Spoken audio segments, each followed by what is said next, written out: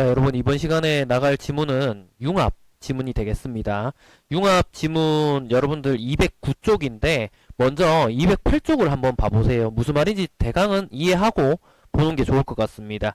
208쪽에 첫 번째 융합 분야의 글이란 하면서 설명이 나와 있습니다. 여러 학문 분야의 주제를 중심으로 연계 통합한 것이다.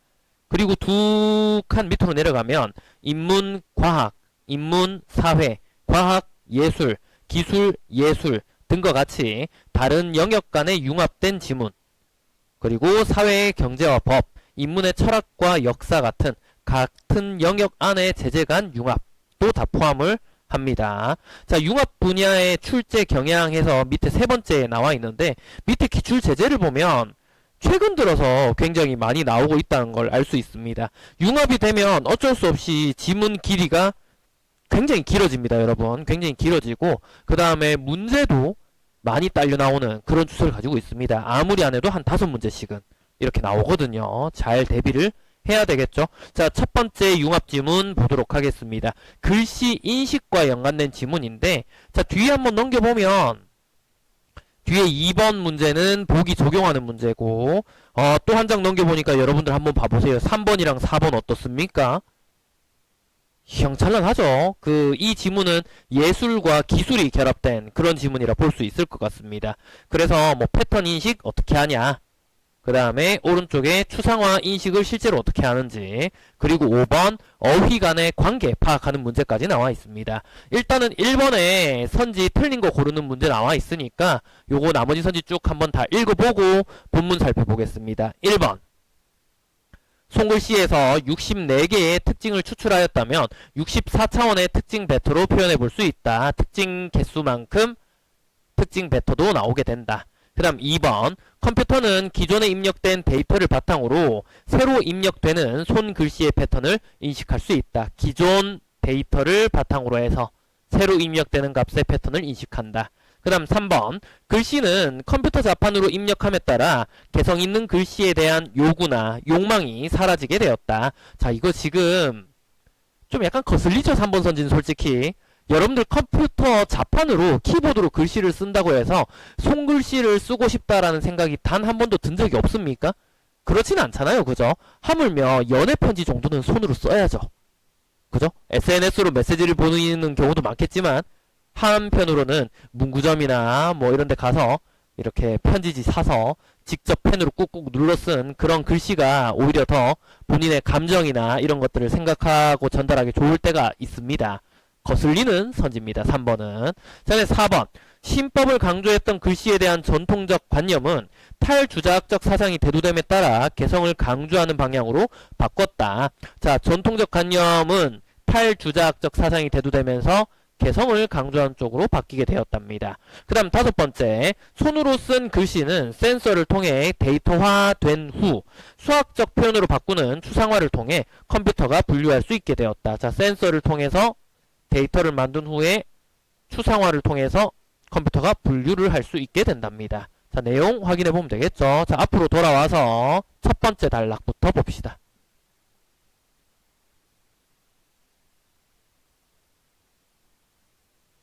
자, 전통시대에 글씨를 쓴다는 것은 부호를 통해 내용을 전달하는 것 이상의 의미를 가지고 있었다. 자, 전통시대에 글씨를 쓴다는 것은 내용 전달, 단순한 내용 전달 이상의 의미를 가지고 있었습니다. 자, 그 다음 줄 보면은 심성을 수양하는 대표적인 동목이다. 이렇게 얘기했습니다. 그래서 이 시라는 말을 보면 좀 약간 연관성이 있습니다. 보면은 마음시, 그리고 글씨, 말씨, 뭐 이런 식으로 얘기하죠, 여러분들. 그거 좀 약간 연관이 될 수 있는데, 자, 퇴계이황은, 자, 사람의 마음이나 심성이 글씨를 통해 드러난다는 심법을 강조했다. 그럼 아까 위에 나와 있었던 심성을 수양하는 대표적인 동목, 이것과 연관되니까 이렇게 체크해 봅시다.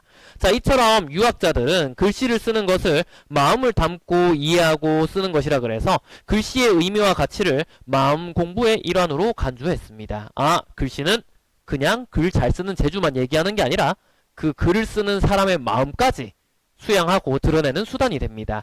자, 성리학적 심성론에 바탕을 둔 이러한 관점은, 자, 요렇게 체크해야 되겠죠. 자, 조선 후기 탈주자학적 사상이 대두되면서 변화되기 시작한다. 주자학이라는 것 자체가 성리학의 기반입니다. 그렇기 때문에 탈주자학이라 그러면 요런 식으로 우리가 체크할 수 있겠죠. 자, 창암 이삼만은 선대의 서풍만을 추종하는 글씨 쓰기를 비판하며 심성 수양을 열심히 해서 수양을 닦다 보면 최고급에 이르는 그런 글씨체가 있을 겁니다. 그죠? 그거를 향해서만 사람들이 연습하고 따라했는데 그런 것들 비판하면서 제각각의 개성을 인정해 주지 않는 편벽한 안목을 개탄하였다. 그 개성을 중시한다라는 걸 알 수 있죠. 여기 있는 창암 이삼만 성생. 자, 그는 어리석은 듯하고 졸박한 것이 묘한 것이니, 자, 지혜의 힘이 이미 넉넉하면 어찌 남에게 인위적인 솜씨를 자랑하겠는가라고 하며, 글씨의 본질은 인위적인 것이 아니라, 글씨의 본질은 인위적인 것이 아니라 무위에 있음을 강조했다. 그 자연스럽게 이렇게 나오는 거지. 아, 글씨체를 이렇게 가까이 쓰면은 심성이 뛰어난 것이고 글씨체를 이렇게 가까이 못 쓰면은 심성이 안 좋은 것이고 그런 게 아니라는 겁니다. 자, 이는 탈주자학적 관점에서 글씨를 통해 주체적인 개성의 발현이 중요함을 언급한 것이다. 자, 이것과 연관해서 확인할 수 있는 거 한번 볼까요? 뒤로 넘겨서 자, 1번에 4번 보기 바랍니다. 신법을 강조했던 글씨에 대한 전통적 관념. 윗단락 첫 번째 단락이죠. 관념은 탈주자학적 사상이 대두됨에 따라 두 번째 단락 첫 번째 줄. 자, 그 다음에 개성을 강조하는 방향으로 바뀌었다. 자, 두 번째 단락 마지막 줄 확인하면 되겠습니다. 여기 이어서 보면 되겠죠. 자, 그래서 첫 번째, 두 번째 단락 읽으면 1번에 4번 선지는 해결이 된다. 자, 다시 앞으로 돌아와서 하지만 자, 글씨에 대한 이러한 관념들은 대부분의 문서들이 컴퓨터를 중심으로 디지털화되면서 희박해졌다. 자, 디지털화됩니다. 컴퓨터 자판을 쓰게 됩니다. 연필을 잘 안 쓰게 됩니다, 우리는. 자, 과거의 글씨가 종이 위에 쓰는 것이었다면 현대의 글씨는 컴퓨터 자판으로 입력하는 것이 대부분이기 때문이다. 그러나 자, 개성 있는 글씨에 대한 요구나 욕망은 여전히 여러 분야에서 나타나고 있다. 답이 지금 나온 것 같죠? 뒤로 넘겨서 1번에 3번 선지 한번 보기 바랍니다. 1번에 3번 보면 자, 글씨에 대한 요구나 욕망이 사라졌다 이렇게 되어 있는데 그게 아니죠. 지금 본문 살펴봤을 때 여전히 여러 분야에서 살아남아 있다는 거 볼 수 있습니다. 뭐 캘리그라피라든지 아니면 각종 광고 같은 경우에도 이제 입간판을 이렇게 세울 때 뭐 이렇게 컴퓨터 프린터로 뽑은 걸 붙여놓는 것보다는 이렇게 손으로 정성 들여서 개성있게 알록달록 쓴 게 오히려 더 인기가 많습니다. 자, 따라서 자, 컴퓨터 자판으로 입력하는 글씨뿐만 아니라 손으로 쓴 글씨도 컴퓨터가 인식할 수 있어야 한다. 그 이제 손으로 쓰고 그냥 눈으로 보고 지우고 끝나는 게 아니라 사람이 손으로 썼을 때 그게 컴퓨터가 인지할 수 있는 글로 바뀌어야 된다는 겁니다. 자, 손으로 쓴 글씨를 컴퓨터가 인식할 수 있도록 디지털화하는 방법 중 하나가 패턴 인식을 활용하는 방법이다. 자, 패턴 인식이란 말 나오죠.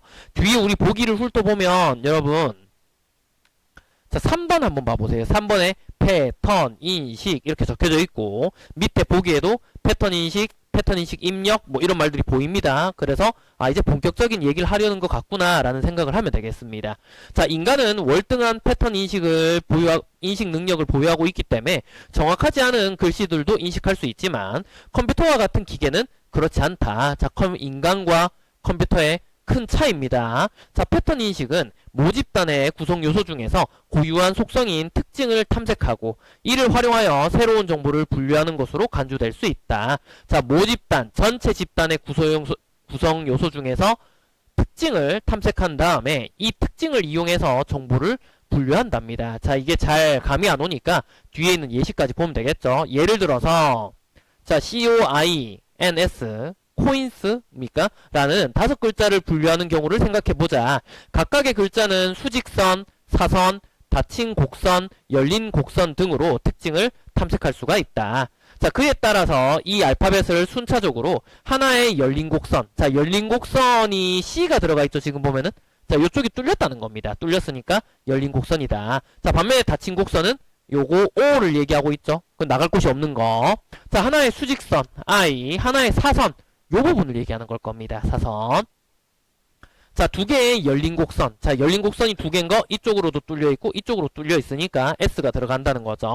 이런 식으로 분류를 할 수 있다는 겁니다. 이게 지금 무슨 말이냐면 인간과 컴퓨터의 차이인데 가장 대표적인 게 개와 고양이입니다, 여러분. 그 예를 들어서 개와 고양이를 분류한다고 생각을 해보세요. 사람 같은 경우에는 개와 고양이를 한두 마리 정도만 보면은 대번 간팔합니다.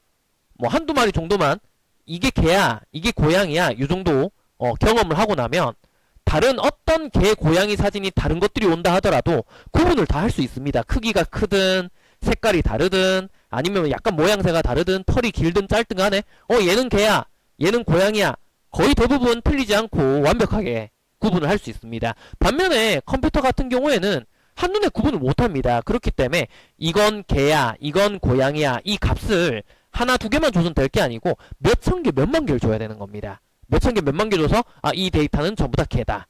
그리고 몇천 개, 몇만 개 줘서 이 데이터는 전부 다 고양이다. 그렇게 해놓은 다음에 새로운 사진을 보여주면 대본 판단하는 게 아니라 그동까지 모아놓은 데이터를 바탕으로 해서 개 쪽에 가까우면 개, 고양이에 가까우면 고양이 이렇게 판단한다는 것이죠. 이게 인간과 사람이 아니고 인간과 컴퓨터의 가장 큰 차이라고 볼 수 있습니다. 자, 이와 연관된 문제를 풀 수 있는데 뒤로 한번 넘겨서 여러분 어디 한번 보냐면 3번 문제 같이 한번 봅시다. 자, 패턴 인식 실제로 한번 해보자는 건데, 자, 지문이 어렵다기보단 문제가 많아서 오래 걸리는 문제입니다, 오늘은. 자, 여기 보면, 자, 패턴 인식의 글자가 여기 하나씩 들어가야 됩니다. 자, 여기 이미 턴은 들어와 있고요, 보니까. 패턴 인식 차례대로 들어가야 되는데, 자, 한번 살펴봅시다. 패턴 인식 중에서, 자, 수직 획이 4개 있는 거 한번 생각해 보자고요. 자, 패턴. 자, 요렇게 있을 때, 자, 수직획 어떻게 될까요? 여기 하나, 여기 하나, 여기 하나, 여기 하나, 이렇게 들어갈 수 있죠?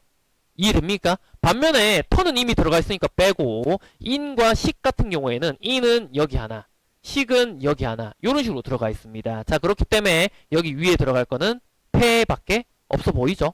패밖에 없어 보이고, 자, 그 다음에 어떤 걸 거쳤을 때 턴이 되냐? 요건 잠깐 지나가도록 하겠습니다. 더 쉬운 게 여기 있으니까요. 우리가 없는 걸 채워넣는 것보다 있는 거 가지고 판단하는 게 더 빠릅니다.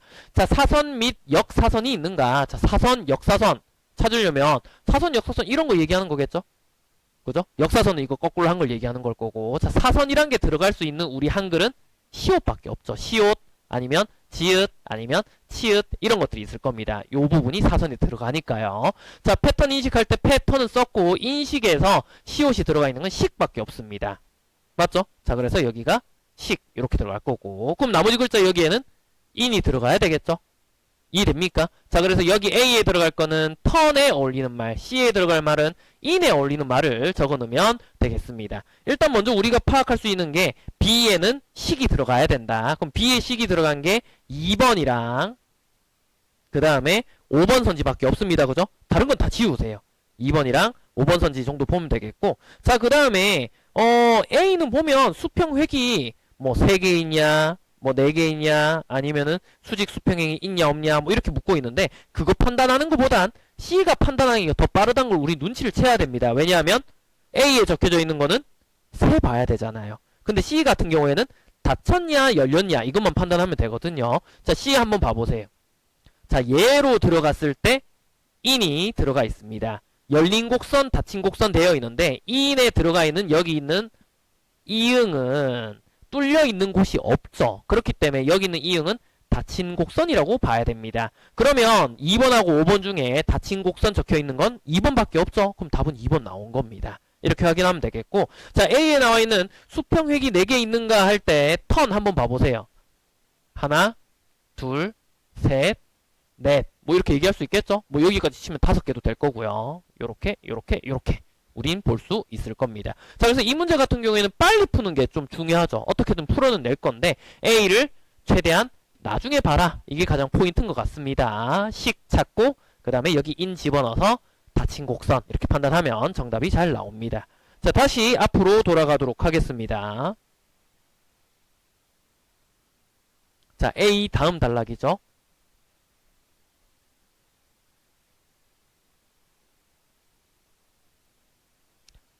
자, 인간은 감지한 패턴을 귀납적인 추론을 통해 일반적인 개념이나 단서와 연관짓지만 컴퓨터는 입력 데이터를 통계적 모집단 중 하나와 연관시킬 수 있는 상대적 가능성을 추정한다. 자, 인간 같은 경우에는 귀납적 추론을 통해서 일반적인 개념을 뽑아내는데 컴퓨터 같은 경우에는 상대적 가능성을 추정합니다. 모집단 중 하나와 연관시킨다. 이때 통계적 모집단은 기존에 입력된 많은 데이터 가운데 추정에 필요한 단서나 정보를 알 수 있는 특징을 가지고 있는 표본이라고 할 수 있다. 자, 통계적 모집단은 어떤 특징을 가지고 있는 표본들이 모여 있는 것입니다. 자, 추출한 특징이 서로 다른 부류를 얼마나 잘 구별할 수 있는지를 분별력이라고 하는데, 자, 각각의 부류가 서로 다른 특징을 보여줄 때 볼수록 자, 입력된 데이터를 분류하는데 유리하다. 그럼 분별력은 높은 게 좋은 겁니다. 그죠? 분별 잘 해내니까. 자, 이때 기존에 입력된 데이터에서 특징을 추출하기 위한 시도가 너무 적거나 너무 단순하면 데이터를 특징 지을 수가 없다. 한편 자, 너무 많이 혹은 너무 복잡하게 시도하면 소요되는 계산의 복잡도를 증가시켜서 처리에 부담이 될 수 있다. 이를 차원의 저주라고 한다. 자, 이거 지금 무슨 말인지 뭐 별로 그렇게 어렵진 않습니다. 이걸 그냥 시간, 뭐 절차 이런 거라고 한번 생각을 해봅시다. 자, 분별력이라고 했을 때 분별을 잘 하려면 단계가 여러 가지 있으면 됩니다. 쉽게 예를 들어서 뭐 아까 개랑 고양이 얘기했었는데 뭐 크기, 뭐 아니면은 뭐 부피, 아니면은 뭐 수염 개수, 그 다음에 뭐 눈 모양, 뭐 눈동자 색깔, 뭐 이거를 항목을 여러 가지 많이 늘리게 되면 분별력은 당연히 올라가겠죠. 근데 그렇게 항목을 많이 늘리게 되면 어떤 상황이 생기겠습니까? 시간도 단연 오래 걸릴 거고 절차도 복잡해질 수밖에 없습니다. 그렇기 때문에 이것만 너무 신경 쓰다 보면은 여기는 복잡도가 또 같이 올라가서 혼란 사항이 생길 수 있다. 우리가 컴퓨터를 쓰는 이유는 뭡니까? 툭 치면 바로 나와야 되니까. 어떤 효율성 때문에 쓰는 것도 큰데, 자, 그래서 이런 좀 딜레마적인 부분을 차원의 저주라고 얘기를 합니다. 그럼 제일 좋은 건 뭐겠습니까? 적정 수준을 유지해서 분별력은 높되 복잡도는 최대한 증가 안 되는 방향으로 하는 게 좋은 거죠. 자, 뒤로 넘겨서 5번 문제 봅시다. 5번 문제. 자, 이건 답을 바로 찾겠습니다. 정답은 3번이 되겠습니다. 자, B. 계산의 복잡도를 낮추면서 A. 분별력을 높이면 C. 차원의 저주를 벗어날 수 있다. 이건 그냥 간단히 확인할 수 있는 문제니까요. 자, 다시 돌아와서 실제로 컴퓨터를 통해 손글씨를 처리하는 과정은 자, 센서 나옵니다. 뒤에 아까 문제 읽었었죠? 자, 센서를 사용해서 손글씨를 데이터화합니다. 데이터화하고 자, 특징 벡터라는 수학적 표현으로 바꾸는 추상화를 거친다. 자, 추상화를 거칩니다. 어디서 많이 본 선지지 않습니까? 뒤로 넘겨서 1번에 몇 번 선지죠? 여러분 5번 선지입니다. 1번에 5번 내용이 그대로 들어가 있는 부분이라 보면 되겠습니다. 자, 만약 손으로 쓴 숫자 6을 추상화한다면 먼저 6을 가로와 세로로 각각 8등분한다. 자, 가로와 세로로 각각 8등분한다 그러니까 칸이 64개죠. 88이 64. 64개의 칸을 센서로 감지해서 그림과 같이 인식하면 1. 컴퓨터 이진법이니까. 자, 그렇지 않다면 0으로 표시를 합니다. 자, 각각의 개별적인 칸들은 특징이 될 것이고 이들을 수학적인 표현으로 바꾸면은 뒷장처럼 지금 나오게 된다 그러죠. 자, 요거 이해 다시 할 수 있겠습니까? 지금 여기 있는 칸이 몇 칸인지 한번 봐보세요. 자, 요거 8칸이죠? 4칸, 4칸, 4칸, 4칸 해가지고 64칸 이렇게 된 거고 거기에 이렇게 있는데 있는 부분이 이제 1이 되는 겁니다. 1, 1, 1, 1, 1, 1 그리고 데이터가 없는 부분이 이제 0이 되는 거죠. 요런 식으로 이제 집어넣는 모습을 보여주고 있습니다. 그 여기 지금 6 그대로 따라가면 이렇게 되겠죠.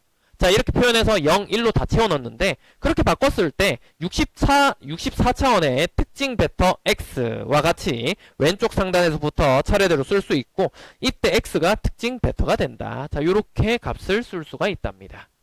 자, 이거와 연관된 부분 자 1번의 1번 선지 이미 정답 나왔지만 확인을 해봤으면 좋겠고 그런데 언뜻 봐도 되게 불편해 보이죠. 이거 지금 6 숫자 하나를 가지고 이렇게 다 써야 되니까 64개 써야 되잖아요. 되게 좀 번거로울 수 있을 것 같습니다. 속도가 물론 빠르겠지만 자, 그러나 자, 이 방식에서 x1과 같은 특징들은 숫자 4나 8에서도 0일 것이므로 쓸모가 없다. 그거 한번 잘 생각해 보세요. x1이 지금 어딘지 정확히 안 나오는데 만약에 x1을 여기라고 생각해 봅시다, 여러분. 제일 처음에 나오는 값. 요쪽 제일 처음에 나오는 값이라 생각해 보면, 자, 4를 써도 여기 지우고 다시 해볼까요? 자, 지웠을 때, 자, 4를 써도 여기 이 부분은 0일 겁니다. 그죠? 자, 그 다음에 8을 쓴다 해도 이 부분을 피해갈 가능성이 있습니다. 그죠? 피하지 않고 여기 거칠 수 있는 숫자가 뭐 있겠습니까? 예를 들면 뭐 7 요렇게 쓴다든지, 아니면 11 요렇게 쓴다 그러면 쓸 수 있을 건데, 많은 숫자들이 그 부분을 그냥 지나간다는 거죠. 그래서 좀 약간 그 특징이라고 하기엔 좀 약하다는 겁니다. 다른 숫자와 구별이 되는 그런 특징이라 하기엔 너무 좀 약하다. 근데 이걸 매번 체크하는 것도 곤욕스럽죠. 자, 대신 가로와 세로 8개의 개별적인 화소들을 상단과 하단으로 2등분해서, 자, 상단 총합과 하단 총합의 비를 첫 번째 특징으로 잡고 y1, 자, 좌단과 우단을 2등분해서 좌단 총합과 우단 총합비를 두 번째 특징 y2로 삼아보자. 이렇게 하면 2차원의 특징 벡터 y1, y2를 얻을 수 있다. 되게 간략해졌죠? 원래는 64개나 있었는데 이렇게 하면 값이 2개밖에 안 나옵니다. 숫자 6의 경우에는 y는 18분의 6, 10분의 14 이렇게 나뉘어진답니다. 다시 한번 확인해 볼까요? 요거는 상단, 하단과 연관된 거고, 요거는 좌우 연관된 거라 볼 수 있습니다. 그래서 여기 지금 다시 살펴보면 요렇게 끊는 거죠. 이렇게 나눠버립니다. 이렇게 나눠서, 자, 상단, 하단 여기 다 합쳤을 때가 6이다. 여기 다 합쳤을 때가 18이다. 그 값이 여기 들어간 거고요. 자, 그 다음에 왼쪽 거 다 더하면 14다. 오른쪽 거 다 더하면 10이다. 그게 지금 여기 밑에 들어간 겁니다. 요렇게 해놓으면은 되게 빠르게 하면서도 선별이 잘 된다라는 걸 볼 수 있습니다. 좀 효율성이 올라가겠죠? 물론 경우에 따라 다르겠지만, 자, 다양한 모양의 손글씨 6의 특징 벡터를 추출해보면, 자, 여러 번 해야 됩니다. 우리는 사람의 시선으로 생각하면 안 되고 컴퓨터의 시선으로 생각해야 됩니다. 근데 사람 손글씨는 다 다르잖아요. 그죠? 어떤 친구는 이렇게 예쁘게 적는 친구도 있을 거고, 어떤 친구는 그냥 이렇게 적는 친구도 있을 거고, 어떤 친구는 그냥 이렇게 적는 친구들도 있을 겁니다. 그래서 이 값을 상당히 많이 집어넣어야 되는 거죠. 여러 형식의 손글씨 6을 많이 입력하면 많이 입력할수록 분류를 잘 해낼 겁니다. 자, 그래서 이런 특징 벡터를 추출해보면 일정한 경향성을 얻을 수가 있다. 대강 어떻냐면, 쌤 생각에는 이게 딱 이런 값으로 나오긴 힘들 겁니다. 이렇게 되겠죠. y는 어느 값에서 어느 값 사이. 아마 이런 식으로 나올 확률이 큽니다. 왜냐면은 여기 이런 6도 있고 이런 6도 있으니까요. 그죠? 자, 마무리 짓도록 하겠습니다. 자, 이 정도면 내용 다 살펴본 것 같고, 자, 1번의 정답은 3번이었었죠? 자, 3번 무슨 말이 틀렸습니까? 뒷부분에 사라진 건 아니다. 이렇게 생각하면 되겠습니다. 자, 다음 2번 문제. 자, 기역, 니은이 보기에 가, 나의 보임 반응으로 적절한 것은 되어 있습니다.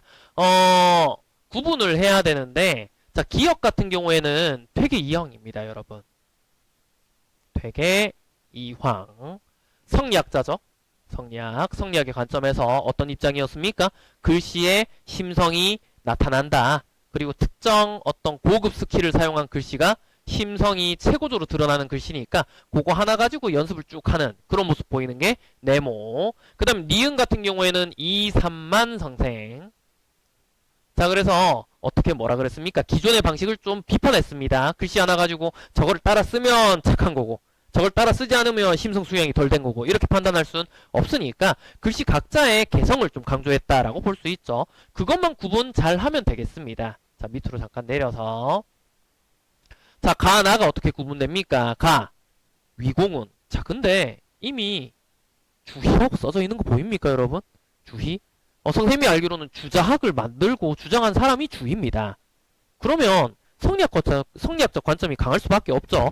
자, 위공은 마음이 안정되었기 때문에 글씨가 단정하고 근엄하고, 자, 형공은 마음이 조급하기 때문에 대단히 촉망하게 쓴 것 같다. 자, 마음이 이렇기 때문에 잘 쓴 거고 마음이 이렇기 때문에 촉망하다 이렇게 얘기했습니다. 이 촉망하다는 뜻은 뭐 경망스럽게 썼다 이런 의미를 가지고 있겠죠. 자, 그래서 가 같은 경우에는 자, 이렇게 네모로 우리는 표시할 수 있을 것 같습니다. 자, 그다음 나. 자, 마음이 진실로 바르다 해도 손이 익숙하지 않아서는 안 되니, 자, 익히어 완성하는 길은 오직 손을 익숙하게 하는데 달려있을 뿐이다. 자, 이건 지금 무슨 말이냐면 마음이 심성수양이 정말 잘 돼 있는데 손에 안 익으면 못 쓸 수 있는 거죠. 예를 들어가지고 우리 조선시대 전부 다 붓글씨만 썼는데 만약에 거기에다가 만년필을 줬다. 샤프를 줬다. 이러면은 뭐 물론 잘 쓸 수도 있겠지만 익숙하지 않다는 겁니다. 그래서 연습을 해야 됩니다. 그러면 연습하기 전에는 심성이 안 좋았는데 연습하고 나서는 심성이 갖춰졌다. 이렇게 얘기하는 건 아니라는 거죠. 그래서 여기는 나는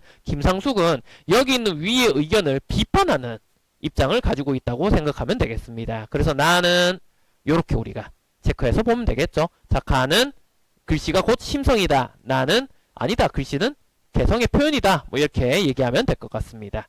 자, 이제 밑에 풀어야 되는데 자, 기역, 니은 구분되어 있으니까 이거부터 일단 체크해 봅시다. 자, 기역, 이황 요렇게 요렇게 요렇게 자, 니은, 2, 3만 요렇게 이렇게 해놓고 살펴보는 겁니다. 맞는 거 고르라고 되어져 있죠. 자, 글씨에는 부호 이상의 의미가 담겨있다. 요건 괜찮습니다. 괜찮은데 자, 나와 같이 마음이 진실로 바르다 해도 글씨를 통해 개성이 발현되도록 힘써야 된다. 자, 나와 같이 나는 세모인데 네모의 주장인데 세모처럼 힘써야 한다. 개성이 발현되도록. 틀렸죠? 지금 보면은? 틀렸습니다. 자, 그러고 보니까 지금 여기 보면 요런 식으로 적혀져 있습니다. 그리고 뒤에 평가가 적혀져 있습니다. 그죠? 그러면은 대강 맥락이 나오죠. 네모인 가 입장, 여기 네모인 기역 입장에서 봤을 때는 가와 같이 하는 게 맞다 그럴 겁니다. 가와 같이 하는 게 맞다 그럴 거고, 그 다음에 2, 3만 세모 입장에서는 나처럼 하는 게 맞다 그럴 겁니다. 비판적인 태도 가지고 있는 게, 개성을 중시하는 게 맞다 그럴 겁니다. 그럼 그거 기준으로 한번 다시 살펴볼까요? 자, 2번 가와 같이 하는 거, 이거 괜찮은 거죠. 근데 그 다음 줄에 보면은 옳지 않습니다. 틀렸죠? 이렇게 볼 수 있을 것 같습니다. 자, 3번도 한번 봐볼까요? 3번. 자, 기역입니다. 기역. 네모 입장인데, 자, 나와 같이 하는 것은 옳지 않습니다. 괜찮죠, 지금? 중간 내용 좀 더 보긴 봐야 되겠지만. 자, 근데 4번. 자, 니은, 가와 같이. 이렇게 체크할 수 있겠죠? 가와 같이 하는 게 중요합니다. 말이 안 맞죠, 지금 이거? 자, 근데 5번. 자, 세모에 있습니다. 나와 같이. 나와 같이. 강조해야 됩니다. 이렇게 돼 있습니다. 자, 근데 문제는 뭐냐면, 요거 두 개 다시 한번 읽어볼게요, 여러분. 자, 3번. 자, 글씨에는 쓰는 사람의 마음이 드러나기 때문에 괜찮죠? 기역의 입장이니까 나와 같이 마음이 바른 것보다 오직 손을 익숙하게 하는 것을 강조하는 것은 옳지 않습니다. 자, 틀린 부분이 없습니다. 3번이 그래서 정답이 되겠고, 자, 비슷한 방법으로 걸렀던 5번도 한번 보겠습니다. 글씨에는 제각각의 개성이 담겨 있기 때문에 괜찮죠? 개성이 담겨있기 때문에 자, 나와 같이 글씨를 익히어 완성하는 방법으로 인위적인 솜씨를 강조해야 됩니다. 자, 패턴은 대강 맞지만 중간에 이거 연습을 강조하는 건 아니죠. 자, 그래서 5번 틀렸다고 보면 되겠습니다. 자, 다음으로 넘어가서 자, 3번 해결했고 5번 해결했고 4번만 보면 되겠습니다. 그죠? 자, 조금만 더 힘냅시다. 4번. 자, 추상화를 한다라고 되어 있습니다. 사람의 손글씨는 천차만별입니다. 그죠? 천차만별이기 때문에 이런 추상화 과정을 거친 다음에 이제 벡터 값으로 추상화해서 쭉 입력을 해놓고 컴퓨터가 나중에 판단을 할 수 있도록 값을 많이 집어넣는 게 좋을 텐데, 자, 지금 여기 밑에 내용 살펴보면은 이렇게 내려보면 자, 밑에 설명 한번 봐보세요. 자, 센서를 통해서 0, 1을 체크한 겁니다. 0, 1을 체크한 거고, 자, B는 A의 값을 세로와 가로로 이등분해서 상단 총합과 하단 총합의 B, Y1이 상합니다. 여기 적어볼까요? 자, 이 부분이 상하비. 자, 그 다음에 Y2가 좌우비 라고 보면 되겠죠. 그래서 체크를 했을 때 보니까 6은 여기 좀 쏠려 있고요. 이쪽에 몰려 있고, 여기 있는 이 6이 좀 약간 삐딱한 6이죠. 지금 보면. 이거를 요거 6 3개 있는데 이거 3개가 여기 중에 어디에 속하냐 이렇게 물으면 되게 복잡해집니다. 좀 약간 눈을 크게 뜨고 찾아야 되는데 그렇게 요구하진 않고 있죠. 자, 6, 6 이렇게 있고, 그래서 이 둘은 좀 비슷한 6인데 얘는 좀 약간 별종이다 이렇게 볼 수 있을 것 같고, 자, 근데 3 같은 경우에는 3이 여기 요렇게 있습니다. 요렇게 있고, 자, 7 같은 경우에는 이런 식으로 있습니다. 자, 그랬을 때 어떻습니까? 지금 6 같은 경우에는 3, 7과 뚜렷한 구분이 좀 어느 정도 된다 봐야 됩니다. 요렇게 좀 나뉘어지죠. 이렇게 좀 구분이 확실하게 되니까 6 같은 경우에는 이 정도 값만 입력되었을 때 컴퓨터가 판별을 해낼 가능성이 큽니다. 자, 근데 3이랑 7 같은 경우에는 좌우로 했을 때도 이쪽 부분이 좀 많이 겹쳐 있고요. 그죠? 자, 그 다음에 여기 y2, y2 값으로 했을 때도 3, 7이 좀 약간 겹쳐 있거나 비슷한 부분이 많습니다. 요 부분도 겹치고 요 부분도 겹치고 약간 좀 힘들다 이렇게 생각할 수 있을 것 같은데, 자, 다시 다 지우고 선지랑 비교해 가면서 풀어보도록 하겠습니다. 자, 1번 선지부터 봐보세요. 자, 가의 경우에는 자, 3인데 가의 경우 y는 자, 14분의 10 그리고 11분의 13이군 이렇게 돼 있습니다. 이거 합치면 되거든요. 지금 여기 있는 거 하나 둘 셋 넷 끊고 하나 둘 셋 넷 요렇게 끊고 해서 하면 됩니다. 그 위에 있는 거 해볼까요? 하나 둘 셋 넷 다섯 여섯 일곱 여덟 아홉 열 열하나 열둘 열셋 요 열셋이고, 자, 밑에 있는 거 하나 둘 셋 넷 다섯 여섯 일곱 여덟 아홉 열 열하나 이렇게 나오죠. 자, 그래서 11분의 13 이런 식으로 나옵니다. 그리고 좌우도 마찬가지고요. 그런데 선생님이 예전에 한 얘기가 있는데, 이렇게 계산을 많이 하는 게 정답일 확률이 그렇게 안 넘습니다, 여러분. 그냥 대충 좀 넘기세요, 이런 선지는. 혹시나 다 맞으면 나중에 다시 보세요, 알겠지? 자, 그다음에 두 번째. 특징 y1은 x축 값입니다. y1을 1보다 크다고 한다면, 자, 1 여기 있거든요. 1보다 큰 값은 요렇게 그었을 때 이쪽에 있는 것들이 다 1보다 큰 것들이죠. 자, 3과 7을 서로 다른 숫자로 분류할 수 있겠군 돼 있는데, 자, 1보다 큰 게 3하고 7 둘 다 있습니다. 그렇기 때문에 분류하기가 어렵습니다. 자, 2번이 정답입니다. 그래서 2번이 정답이 되겠고, 자, 3번. 특징 y1을 2보다 작다고 한다면, 자, 이번에는 2보다 작게 합니다. 자, 또 지워서. 자, 이번엔 2보다 작게 한다. 요렇게 해서 2보다 작은 값, 이렇게 본다는 거죠. 자, 그랬을 때 6과 7을 서로 다른 숫자로 분류할 수 없겠군. 자, 2보다 작은 게 6도 있고 7도 있으니까요. 아, 쌤, 얘는 좀 더 멀고 얘는 좀 더 가깝잖아요. 근데 기준선이 여기니까. 기준선이 2니까 2를 기준으로 봤을 때는 얘나 똑같은 겁니다. 왼쪽에 있는 거니까요. 자, 그 다음에 4번. 자, 특징 y2를, 자, y2는 y축 값입니다. 자, 1보다 크다고 한다면, 자, 이번엔 1보다 크다고 합니다. 1보다 크게 요렇게 가는 거죠. 1보다 크다고 한다면 6과 3을 다른 숫자로 분류할 수 있겠군. 자, 큰 건 6, 작은 건 3 또는 7이니까 6, 3 분류하는 거 가능하겠죠. 자, 그 다음에 5번. 특징 y2를 1보다 작다고 한다면, 자, 이번엔 1보다 작은 겁니다. 1보다 작다고 한다면 3, 7을 분류할 수 없겠군. 3, 7 다 섞여 있으니까요. 안 되죠. 자, 정답은 2번이 되겠습니다. 자, 패턴 인식과 연관된 내용이었습니다. 고생했습니다.